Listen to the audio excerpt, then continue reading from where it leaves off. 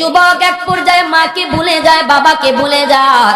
ওই রিকশাওয়ালা বাবার কথা তার ইয়াদ থাকে না, মার কথাও ভুলে যায়, গ্রামের কথাও ভুলে যায়। এইদিকে বছর চলে যায়, ঈদের দিন চলে যায়, মাকে দেখতে গ্রামে আসে না, বাবাকে দেখতে গ্রামে আসে না। দুঃখিনী মা ঈদের রাতে, চাঁদনি রাতে, ওই দে চাঁদ রাত আমরা বলি, কত যুবক শহর থেকে গ্রামে যায় মার সঙ্গে ঈদ করবে, বাবার সঙ্গে ঈদ করবে রে। কিন্তু এই যুবক বাপ মার সাথে ঈদ করার জন্য গ্রামে আসে না, ঈদ করার জন্য গ্রামে আসে না। সারাদিন সারাদিন সকাল থেকে সন্ধ্যা পর্যন্ত দক্ষিণী মা রাস্তার পানে তাকায় তাকায় ছেলের জন্য অপেক্ষা করে আর কান্দে, বাদান রে কেমনে তুই মার কথা ভুলে গেলি? যেই মা শিশুকালে তোর মাথার পাশে দাঁড়ায় দাঁড়ায় সারা রাত পাহারা দিতাম, যেই মা কত রাত না খেয়ে তোমার খাওয়ায় ঘুম পাড়াইলা, আজকে ওই মারে তুই কেমনে ভুলে গেলি? এইভাবে মানুষের কাছ থেকে শুধু জানার চেষ্টা করে। তোমরা আমার ছেলেকে শহরে দেখে শুনি, মানুষেরা কই তোমার ছেলে মস্ত বড় অফিসার, নিজস্ব গাড়ি দিয়ে চলে, এমনকি তার জন্য অনেক ভিআইপি ব্যবস্থা, সে বড় ভালো আছে। মা মানুষের কাছ থেকে কথাগুলি শুনে এক পর্যায়ে তার স্বামীর ডাক দিয়া কই, স্বামী গো একটু তুমি শহরে যাও না, যাইয়া তুমি নিজের সন্তানটার একটা নজর দেখে আসো।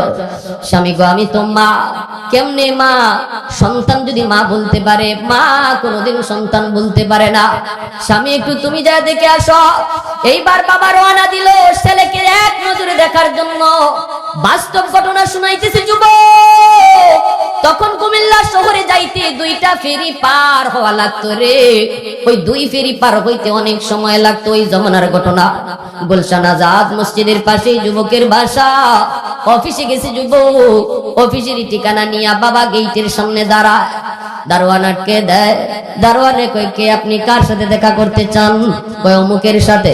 দারোয়ানে কই, ইনি তো আমাদের বস, বসের সাথে দেখা করা যায় না, বসের পারমিশন নিতে হয়, আপনি একটু এই জায়গায় দাঁড়ান, আমি বসের পারমিশন নিয়ে আসি। দারোয়ান চলে গেল।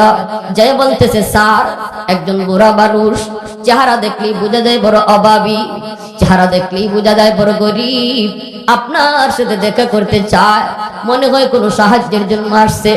এমনি ছেলে কই, রাখ আমি দেখি লোকটাকে। সিসি ক্যামেরা অন করার পর ছেলে তাকায় দেখে যে বুড়া মানুষ গেটের পাশে দাঁড়ায়া দাঁড়ায়া ছেলের অপেক্ষায় রে। এই বুড়া মানুষটা কোনো ভিক্ষুক নয়, বুড়া মানুষটাই তার বাবা।